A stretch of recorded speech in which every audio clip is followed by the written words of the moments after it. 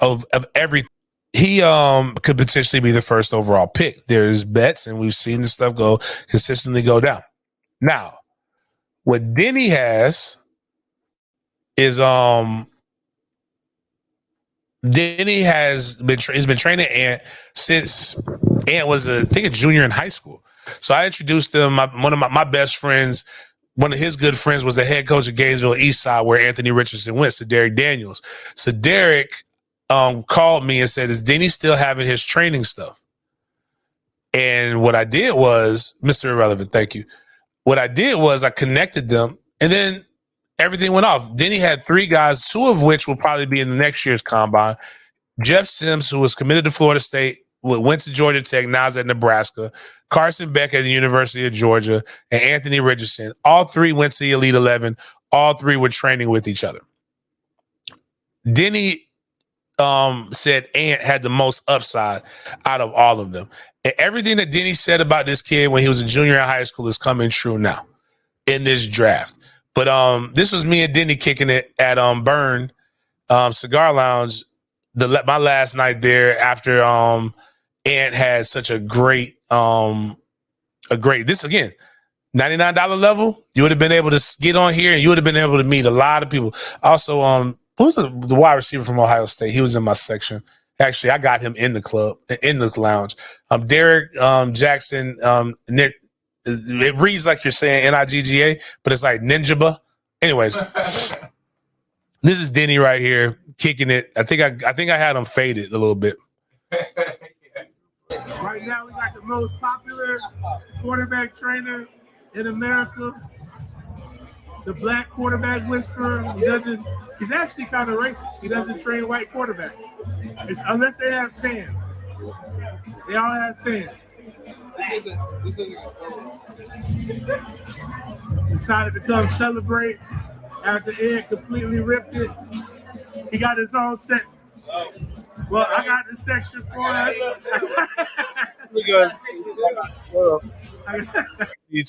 He made Denny, rightfully so, made a lot of money.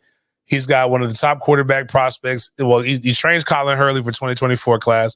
He trains Luke Kromenhawk for the 2025 class, for the 2024 class as well. Tramel Jones is going to be a top quarterback. Basically, all the top guys in this area, Denny's responsible for. But the guy who really was the darling of the draft was Anthony Richardson. In this, a lot of weird stuff has gone down with Anthony Richardson. Like a lot of weird responses have gone down with Anthony Richardson. And I don't know why people hate this young man or why you talk like you hate this young man. He went to Florida. If anybody should hate Anthony Richardson, it should be me. But I don't really care anymore. Can you push pause? Hold on. Hey, what's up? I'm in the room. A lot of weird stuff has gone down with Ant. And what I mean by this is that people, and this is the cool thing about Denny, is Denny's now starting to realize firsthand a lot of the inaccuracies and a lot of the weird stuff that goes down. People try to paint him like he's a villain, like he's some bad kid. The one who changed his nickname from AR-15. They don't know nothing about that. Yeah, they don't even know about that kind of stuff. But no, dead serious. They've called him dumb. They've said, he doesn't process well. He doesn't do these things. But, one of the first things they do at 6 points is they do a cognitive test for all their quarterbacks. And he graded off the charts. I can't even read that. It says black quarterback bias. Every year they're torn down in the evaluation process of the draft. Yeah, you think it's so some people leak this out so he can drop and they can get him more easily? Well, no, I think actually that was probably the worst thing that they could do for him to go out and counteract everything, was because all you've heard about him is how well he did in the interview process. Right. All you've heard about is how well he does on the boards from the NFL teams. So the things happen, and if they wouldn't have said anything, he probably wouldn't have risen because there wouldn't have been any doubts going in. Then he would have probably just been right there. But now you look like a liar. Now you're like everything. And so what I want people to know is I landed in Indianapolis on Tuesday. From Tuesday to Saturday, all I heard about was Tell me about Anthony Richardson. Tell me about Anthony Richardson.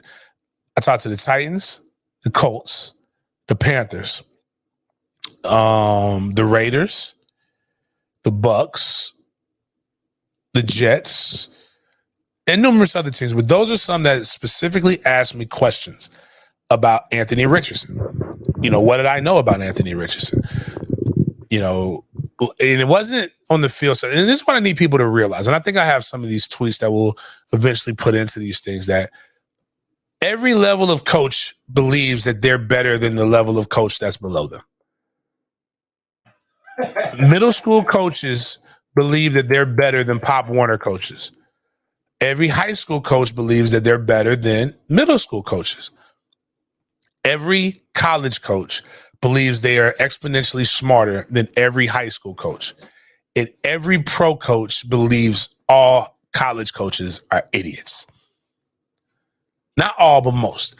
And what happens is they believe college guys are recruiters. And to be honest with you, on all those other levels, it's more about recruitment than it is about scheme. And what I mean is, if I have better cats than you, I'm going to probably more than likely beat you. I joke with some of my friends that they're like last year, the joke was Florida State, and I bet with some guys like they people don't like betting me because I when you get too strong in your opinions, I started to ask you how strongly do you feel about it, and they were like, Florida State's going to lose 6. They're going to lose 6 games. Mike Norvell's going to get fired because they're not organized in practice and they're not this. Mind you, he's comparing Florida State practice to the University of Georgia's practice. And I said, dog, that's just not fair. We don't have the cats nobody has the cats that Georgia has. But what's happening is NFL GMs, NFL coaches are looking at the way that this young man was used. Then they're looking at his overall skill set, and they're saying that the skill set was not used in a manner in which was conducive to him being the best.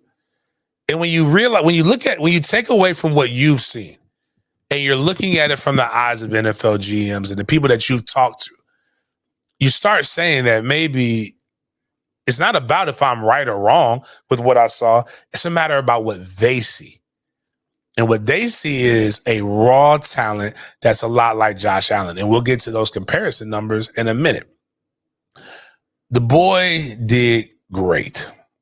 Now, if you could start by saying this, and then this was funny. This was a black journalist that said this too. Sometimes it's your own people that are the worst. You got it's the first Twitter thing, but the label, what was given to Ant, what was the question that was asked? And this guy really asked this question a lot. And that's why Ant, when you look at the video, you'll see Ant a little frustrated with him. And he talks about about being labeled a project. Yeah. You can look at it, I guess, for them as a project quarterback. What do you think you bring a team right now, and what do you think you bring in the future? What do I think I would bring to a team? Right now, even though you have the project label, what do you think you bring a team right now? I don't even know what that means, project label. But I'm willing to bring anything, everything that they need from me. I'm gonna work hard. I'm gonna be dedicated to my craft. I'm just be a leader in that organization. So just grow and continue to grow. Beautiful. I'm sorry. You can look at, I guess, sort of as a project quarterback. Yeah, and that's I reiterated that, and he tried to ask the question. What do I think I would bring to a team? What would you do on third and long inside the goal line, and this, that, and the other, and blah blah blah? I'm like, who though? And so I did say this, Miles. I cussed again. I was like, who the fuck asked a question like that? Like, what the coach calls? Like, you realize I have an offensive coordinator, right? Like, that's the play that I'm going to run. But Ant answered it in such a great way that showed his confidence and his competence. And he said a play that he would run, that he would like to see ran. And he said, if option 1 is taken and option 2 is taken, he basically goes down with what happened in that kind of coverage. Option 1 is taken, 2, 3. He said, then there's option 4, me, and I'm always open. And I was just like, basically meaning he's going to use his athleticism to be able to score. But like, let's just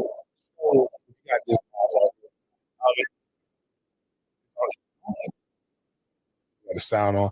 But what was great about this is that I think my boy Big Sarge asked him this question from out of who covers the Texans. And they interviewed him as well. But Big Sarge asked Anthony, how fast, and people kept asking him this. And this is where he just basically stated what he felt he was going to do. And boy, did he do it. And Miles did a great job here on the production. Shout out to Miles. My target time is definitely fast, so I'm not trying to put any numbers out there. I'm just going to showcase that tomorrow.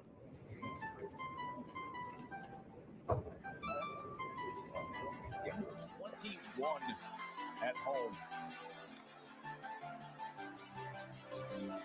Anthony Richardson, Which he does, and here goes Richardson. Long strider keeps his balance. What a run by Anthony Richardson. Superman is. A really good run. He had a great day. Ran a very good 40. Probably could have ran a 4.39 if he would have ran again. I think that's what they said. The fastest he's ran in camp, but they wanted to keep it down because of injuries.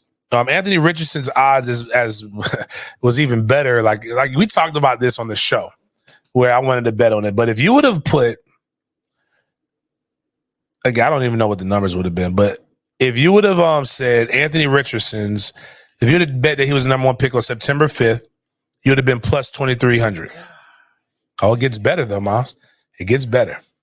If you would have said Anthony Richardson was going to be the number one overall pick after he played Florida State, November 28th, plus 15,000. February 28th, though, plus 950. If you're trying to bet on Anthony Richardson being the number one overall pick today, plus 470. That's a lot. You mathematicians, can anybody do 15,000 minus 470 for me real quick? That's a lot. Anthony Richardson, the darling of the draft, definitely balled out. Love it for the kid. So excited for him. 10.9 broad jump, 40.5 vert, and a 4.43 40.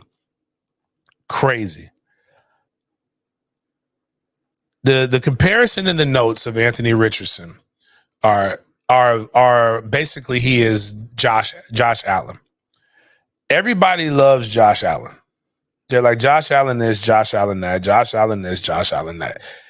And nobody had any of these real skeptical criticisms of Josh Allen. In fact, in one of my groups with my guys, they were just saying, well, Josh Allen had a better college career than Anthony Richardson. But did he? What makes you say those things when we have these things called facts right in front of us? Josh Allen, his senior season, he had a 56.3 completion percentage. He threw for 1,800 yards. He threw for 16 touchdowns and six interceptions. He also ran for 204 yards and 5 touchdowns. That was his senior year. That was a good enough year to get him drafted very, very high and for him to be considered one of the best quarterbacks in the draft. And right now, he is considered arguably top 5 quarterback in the NFL. What if you can get a more athletic version of Josh Allen? So let's look at Anthony Richardson's stats from his senior year. 2,500 passing yards, 17 touchdowns, 9 interceptions. He had a QBR of 71.2, so he was a 30. So he's top third in the nation. Had some really, really good games. Had some really, really bad games. People talk about how bad the offense was, but Florida's offense averaged 32 points a game. I'm sorry, that's a lot of points. That means your defense, for them to go 6 or 7, that means your defense is averaging less. Or, averaging more than what your output is. But it's more than that just for Anthony Richardson, because Anthony Richardson did that in the air. But running the ball, he ran for 654 yards and 9 touchdowns. And then, but somebody brought up, well, it wasn't Josh Allen's senior season that got him drafted. It was his junior season that got him drafted. Okay. So Josh Allen threw just over 30, so for 3,200 yards, 28 touchdowns, and 15 interceptions. So while he had a better season statistically, a little bit better than Ant in the passing, worse on he was less than 2-1 on his touchdown interception ratio. He was actually probably a worse quarterback than Anthony Richardson was, and he played for Wyoming. He didn't play in the SEC. Anthony Richardson went toe to toe, and I'm going to go up here and look at because I want you to see the scores. Florida State. He didn't lose the Florida State game, even though he only threw 9 for 27. But he accounted for for 3 touchdowns, 1 interception against Florida State. I think he also got 1 on the ground. He scored 38 points against them. He scored 38 points against South Carolina. He scored 41 against Texas A&M. Not as great a statistically passing game, but they put 20 points on Georgia. Put 35 on LSU. Put 33 on Tennessee. When you're looking at who he's played, so this is why I say he's better than Josh Allen. He played the 7th, the 20th, the 11th, number 1, and number 16 ranked teams. He won 2 of them. He won 1 of them and lost the rest of them. But most of the games against ranked opponents was extremely close. All I'm saying is the young man might not be as bad as what other people are saying.